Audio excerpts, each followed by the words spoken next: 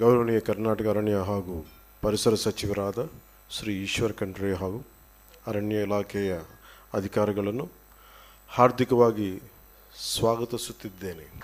ನಾವು ಬೆಂಗಳೂರಿಗೆ ಹೋಗಿದ್ದಾಗ ಮಾನ್ಯ ಈಶ್ವರ ಖಂಡ್ರೆ ಅವರು ಹಾಗೂ ಕರ್ನಾಟಕದ ಅರಣ್ಯ ಇಲಾಖೆಯ ಅಧಿಕಾರಿಗಳು ಆತ್ಮೀಯವಾಗಿ ಸತ್ಕರಿಸಿರುತ್ತಾರೆ. ಅದಕ್ಕೆ ನಾನು ಹೃದಯಪೂರ್ವಕವಾಗಿ ಆಭಾರಿಯಾಗಿದ್ದೇನೆ. ನಮ್ಮ ಉಭಯ ರಾಜ್ಯಗಳು ಈ ಸಹಕಾರದಿಂದ ಪರಿಸರ ಪರ್ಯಾವರಣ ರಕ್ಷಣೆಯಲ್ಲಿ ವಿಜಯವಂತರಾಗುತ್ತೇನೆ ಎಂದು ಹಾರೈಸುತ್ತಿದ್ದೇನೆ. So we, with the cooperation of both the states and with the protection of forest and environment, we will be